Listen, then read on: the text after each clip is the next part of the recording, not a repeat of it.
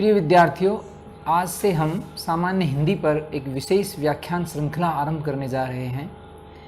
जैसा कि आप सभी जानते हैं, सामान्य हिंदी लगभग सभी प्रतियोगी परीक्षाओं में एक अनिवार्य विषय होता है।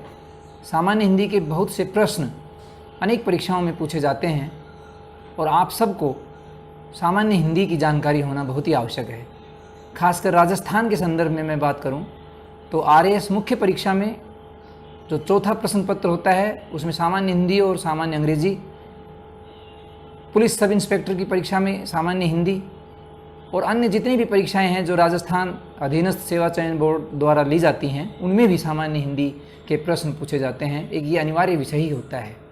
तो मैं चाहता हूं कि आप सबको सामान्य हिंदी की एक इतनी जानकारी हो कि आप हर प्रश्न को आसानी से हल कर सकें।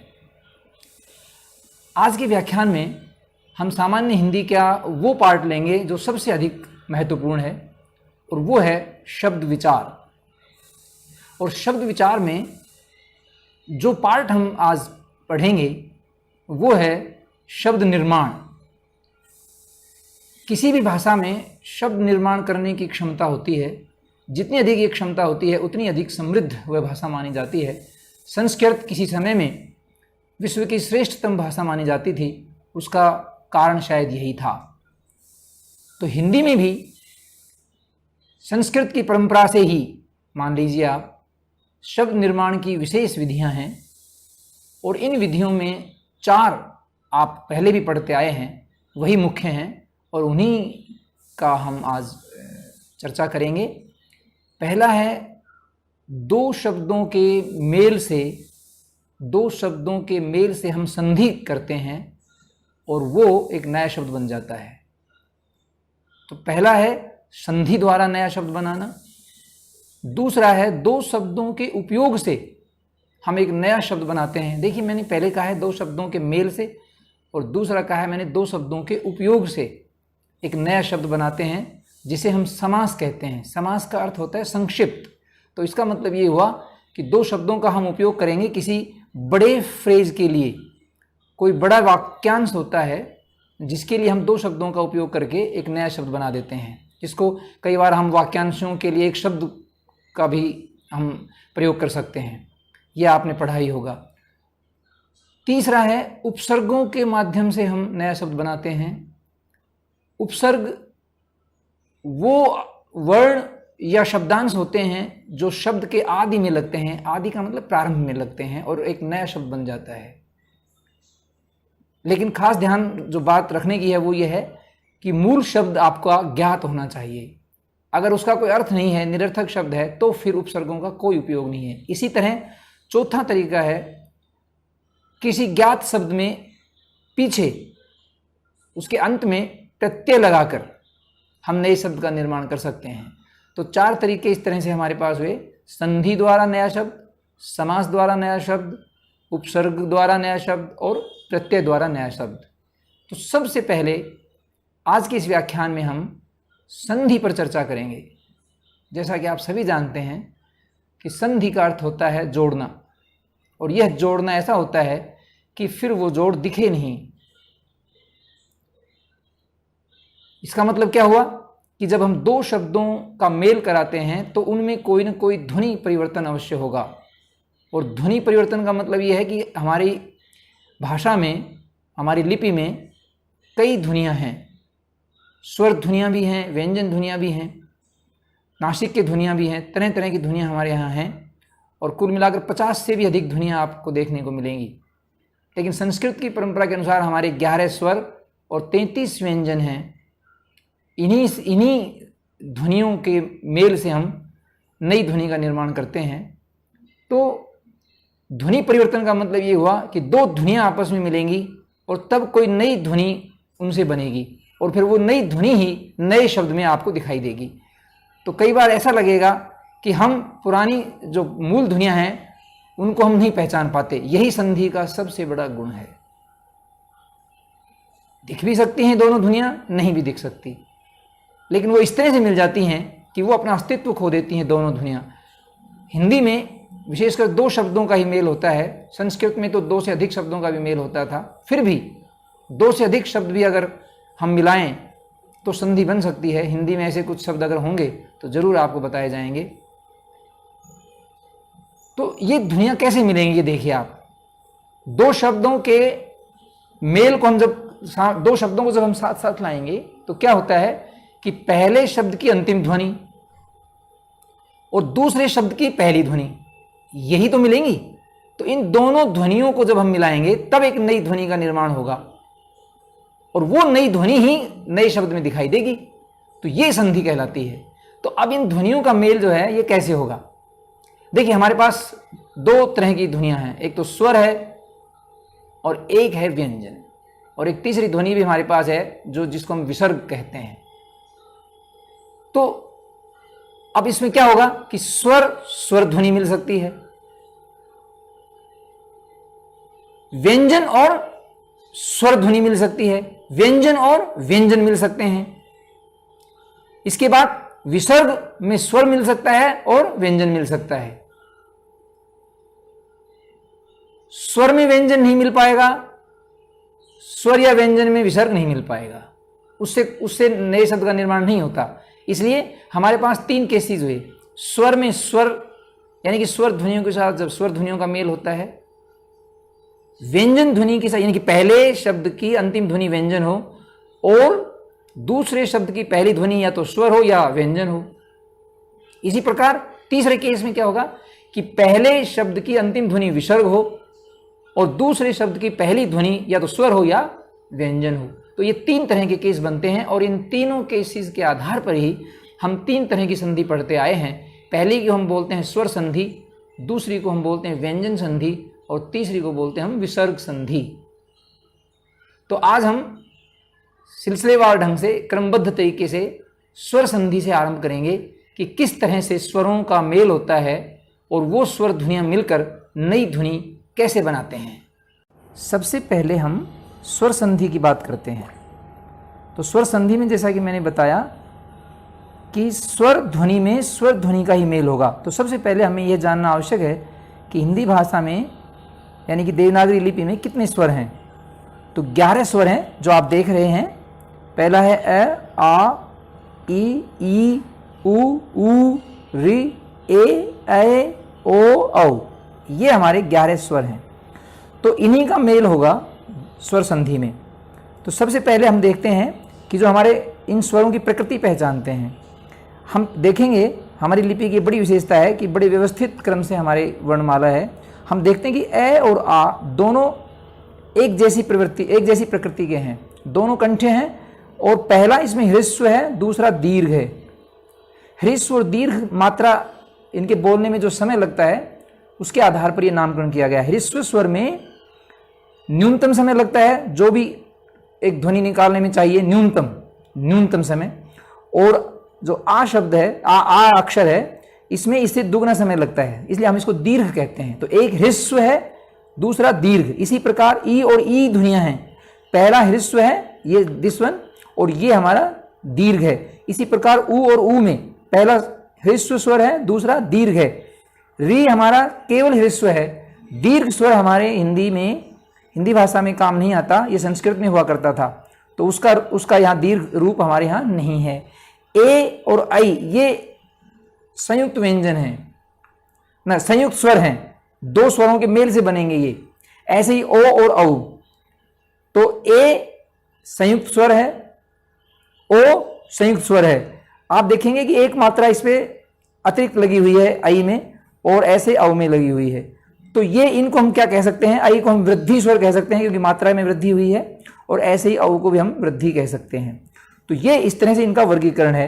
तो हमारे ह्रस्व और दीर्घ के साथ है एक तो क्रम, और एक है संयुक्त स्वर और वृद्धि स्वर, संयुक्त स्वर और वृद्धि स्वर। अब ये देखने की बात है। अच्छा, सबसे पहले ये है कि दो शब्दों के जब हम संधि करेंगे तो उसमें पहले शब्द की अंतिम ध्वनि, तो उस अंतिम ध्वनि को कैसे पहचानेंगे, ये देखने की बात है। तो सबसे पहले मैं आपको व्यंजन के बारे में एक बार बता दूं। स्वर तो आपको दिख गए हैं, व्यंजन की रचना या संरचना किस तरह से है। तो व्यंजन का विन्यास देखिए, मैं एक व्यंजन लेता हूं। पहला क, इस तरह आप देखते आए हैं इसको। तो इसका जो विन्यास है वो क्या होगा, कै को हम कै हलंत प्लस में ए। ये आपको पता ही है कि कोई भी व्यंजन बिना स्वरों की सहायता से उच्चरित नहीं होता, इसलिए अनिवार्यतः उसमें स्वर मिला रहता है। तो कै ध्वनि में कै व्यंजन तो है ही है, इसके साथ ये जो कै बोलने में हम कै कह रहे हैं ये तभी संभव है जब इसमें ए शामिल हो। का कहेंगे तो उसमें आ शामिल हो जाएगा, की कहेंगे तो उसमें ई शामिल हो जाएगी, कु कहेंगे तो उसमें ऊ शामिल हो जाएगा। तो ये आप इनका वर्ण विन्यास देखिए। तो इसका मतलब कै अगर कहीं लिखा हुआ हो बिना हलंत के तो आप समझ जाइए कि उसमें क्या मिला हुआ है, कोई ना कोई स्वर मिला हुआ है, यानी कि ए। अगर कै है तो उसमें ए है। तो कै की अंतिम ध्वनि क्या हुई, अगर मान लीजिए कोई शब्द कै पर समाप्त हो रहा है तो उसकी अंतिम ध्वनि क्या निकली, कै नहीं कह सकते हम उसको क्या कहेंगे, ए। ये देखिए आप ध्यान से, कै हलंत प्लस ए, तो अंतिम ध्वनि तो ए हुई ना। तो इसलिए हर व्यंजन में जो अंतिम ध्वनि है वो स्वर ही होती है। ये आपको एक समझने की बात है। अब हम आते हैं अपने वापस उसी विषय पर। ये देखिए आप, तो सबसे पहले हम देखते हैं कि यदि ए और आ एक प्रकृति के हैं, ये दोनों, एक ह्रस्व है और एक दीर्घ है, इसमें अगर ये अन्य स्वर मिलें तो क्या होगा। आप देखिए जैसे कि मैंने चार्ट बनाया है, ये फ्लो चार्ट देखिए आप इसका, कि अगर ए और आ दोनों ही मिल जाएं, दोनों में, इसको देखकर अगर देखिए आप ध्यान से देखिए कि ए और आ अगर ये परस्पर मिलें, इसका मतलब क्या निकला, ए में ए मिल सकता है, ए में आ मिल सकता है, या रिवर्स, आ में ए मिल सकता है, आ में आ मिल सकता है। तो चार तरह के केस होते हैं इसमें, ए में ए में आ में ए, या आ में आ। तो चार तरह से ये केस बनता है। और आप देखिए कि हिंदी में यानी कि देवनागरी लिपि में दीर्घ स्वर ए का आ ही है, इससे आगे कोई ध्वनि नहीं है। तो इसलिए चाहे दीर्घ दीर्घ मिले, चाहे ह्रस्व और दीर्घ मिले आपस में, तो इसका क्या बनेगा, आ, यानी कि दीर्घतम जो इसका सबसे बड़ा जो रूप है यानी कि दीर्घ है वही इसमें बनेगा। इसी प्रकार ई और ई में दीर्घ ई, ऊ और ऊ में दीर्घ ऊ। ये आपकी तीन केसेस हुए दीर्घ और ह्रस्व के मिला के, एक जैसी प्रकृति के हैं ये। तो इसको ए और आ में जब हम मेल करेंगे वो दोनों एक जैसे हो सकते हैं, आ हो सकता है, ए हो सकता है, या ए में आ हो सकता है, या आ में ए हो सकता है, कैसे भी हो सकता है। तो आ बनेगा, ई और ई का बड़ा मतलब दीर्घ ई बनेगा, और इस तरह ये बनेगा। एक केस तो ये हुआ। अब ए और आ यदि री में मिले तो क्या स्थिति बनेगी, री केवल ह्रस्व ही है यहाँ पर, तो उसमें क्या बनेगा, ये अर, रे हलंत है, ध्यान देखिए, ये ध्यान दीजिए, रे हलंत अर। चाहे आ में री मिले, चाहे ए में री मिले, दोनों ही स्थितियों में क्या बनेगा, अर बनेगा। आपको वो शब्द ध्यान होगा ना, महा प्लस ऋषि, भले ही आ था उसमें, महा में आ है अंतिम और ऋषि में री है, तो क्या बनता है उसका, महर्षि बनता है। तो यानी कि अर बना है। अब आप आइए कि ए में और आई में अगर हम ये मिलाएं तो क्या बनेगा। ए और आई दोनों किस तरह के हैं, ए संयुक्त है और उसी में एक मात्रा अगर हम जोड़ दें तो वो वृद्धि बन जाता है, तो ये एक जैसे बने। तो यदि ए या आ में हम ए जोड़ें या आई जोड़ें, दोनों ही जोड़ें, तो इसकी वृद्धि हो जाएगी और वो क्या बन जाएगा, आई बोलते हैं इसको। देखिए आप, चाहे ए मिले ए या आ में, चाहे आई मिले, दोनों स्थितियों में, क्योंकि वृद्धि से आगे तो कोई स्वर है नहीं, तो वृद्धि हो गई इसकी आई में। अच्छा, इसी प्रकार ओ में मिलाएंगे और औ में मिलाएंगे तो भी क्या हो जाएगा, ये औ ध्वनि में, यानी कि आपका वृद्धि स्वर हो जाएगा ये। तो इससे आगे है नहीं, तो ये, तो अब आप समझ गए होंगे संधि का मतलब कि किस तरह से स्वर आपस में मिलते हैं। अब आप देखिए, अभी हमने क्या किया, ए और आ में हमने ये अन्य स्वर मिलाए थे, इसका उल्टा भी तो हो सकता है। अब अन्य स्वरों में ए या आ मिलाएं तब क्या स्थिति, तो हम सिर्फ ए पर ध्यान देंगे कि अन्य स्वरों में यदि ए मिलाएं, यानी कि अब क्या होगा, अभी तक हमने क्या किया था कि पहले शब्द की अंतिम ध्वनि या तो ए है या आ है, और उसमें दूसरे शब्द की जो पहली ध्वनि थी वो ई हो सकती थी, ऊ हो सकती थी, री हो सकती थी, ए आई हो सकती थी, ओ औ हो सकती थी। ठीक है, ये केस तो ये था।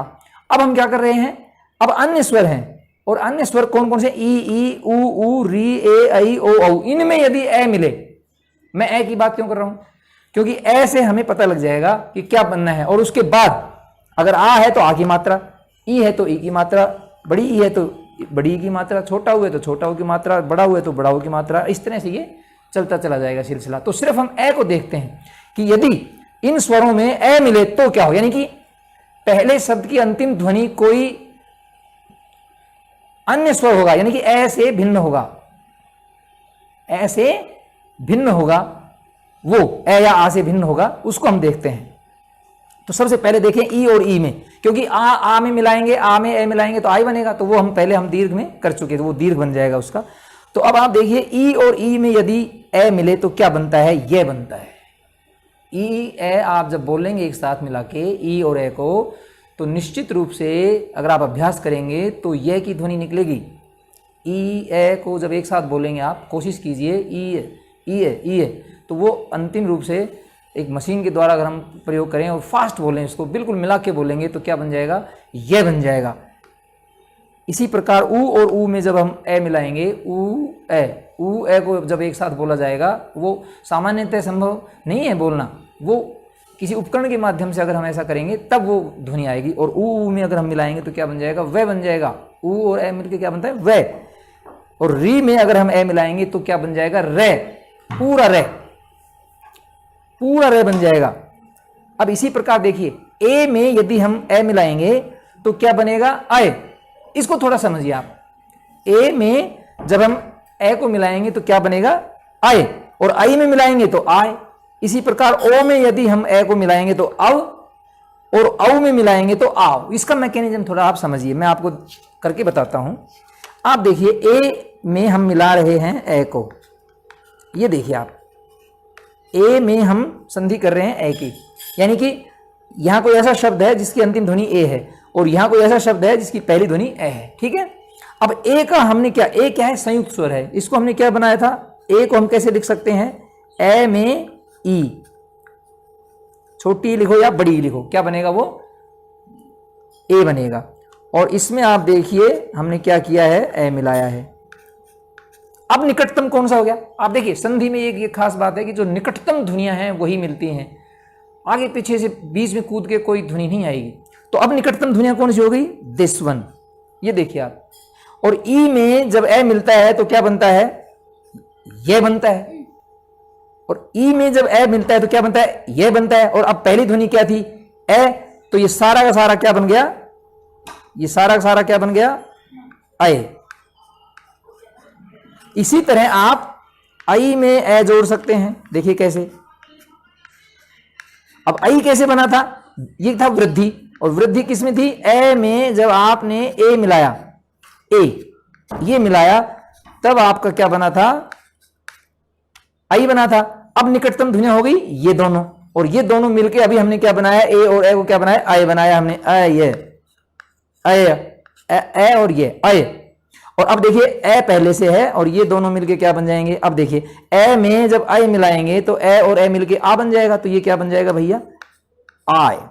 ये देखिए बच्चों, एक जब हम ए में ए मिला रहे हैं तो आई बनता है, और आई में जब ए मिलाएंगे तो क्या बन रहा है, आय बनता है। इसी प्रकार ओ देखिए, अब आप ओ में जब हम आपको ए मिलाएंगे तो ओ कैसे बना था, ओ बना था हमारा ए में ऊ मिलाने से, संयुक्त स्वर था ये, छोटा ऊ ले लो अभी, तो बड़े ऊ से बन सकता है। और फिर इसमें हमने ये तो अब निकटतम कौन सी हो गई, ऊ और ए। और ऊ और ए को जब आप साथ बोलते हो तो संधि क्या बनती है, वह। और ए इसमें पहले से ये साथ है तो क्या बनेगा फिर, ये औ।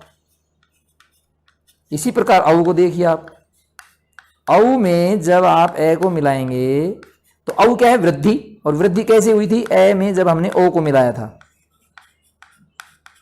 और ए, और ओ और ए का अब ये निकटतम ये होगी, तो ओ और ए अभी हम क्या कर रहे थे, औ। ये देखिए आप, और ए पहले से है ही, तो इनको मिला के फिर क्या बन जाएगा, आओ। तो ये चार केसेस आप बने। ए में जब ए मिलाए तो आई बना, आई में ए मिलाए तो आय बना, ओ में ए मिलाए तो अव, और औ में जब ए मिलाए तो क्या बना, आओ बना। तो ये मैं यहां बताना चाह रहा था आपको। तो इस तरह से हमारे स्वरों का ये देखिए मेल हुआ। पहले सेम स्वर, यानी कि एक जैसी प्रकृति के जब स्वर मिले तो उनका दीर्घ बन गया, चाहे वो ए आ आपस में कैसे ही मिले वो आई बनेगा, ई चाहे कैसे ही मिले वो बड़ी ई बनेगी, ऊ कैसे ही मिले, कैसे ही मिलेगा मतलब चाहे बड़ा ऊ में छोटा ऊ मिले, चाहे छोटे ऊ में छोटा ऊ मिले, बड़े ऊ में बड़ा ऊ मिले, ऐसे। और फिर जब ए और आ में री मिलेगा तो अर, रे हलंत वाला, और ए और आई में जब आप मिलेंगे तो वृद्धि हो जाएगी आई, और ऐसे ही ए आ में जब आप औ और औ मिलाओगे तो वृद्धि हो जाएगी औ। दोनों कोई सा भी मिल सकता है। ठीक इसी तरह ए जब ई में ए मिलेगा तो ये बनेगा, ऊ में जब आ मिलेगा तो ये क्या बोलते हैं इसको, ए मिलेगा तो वह बनेगा, और री में जब ए मिलेगा तो रे बन जाएगा, पूरा रे बन जाएगा क्योंकि स्वर मिल गया। ए में जब मिलेगा ए तो आए, आई में जब मिलेगा ए तो आए, और ओ में जब मिलेगा ए तो आओ, और औ में मिलेगा तो आओ। और इस तरह देखिए हमने फिर नामकरण किए। जब दोनों स्वर एक प्रकृति के मिले तो उनका दीर्घ हुआ, इसलिए उसका नाम क्या है, दीर्घ संधि। ठीक है। जब भिन्न स्वर मिले तो कुछ नई ध्वनि बनी, मतलब उसमें गुणात्मक परिवर्तन हुआ। ए में जब हमने ई मिलाया तो ए बना, ए में जब हमने ऊ मिलाया तो ओ बना, नई ध्वनि बनी बिल्कुल, और ए में जब हमने री मिलाया तो अर बना।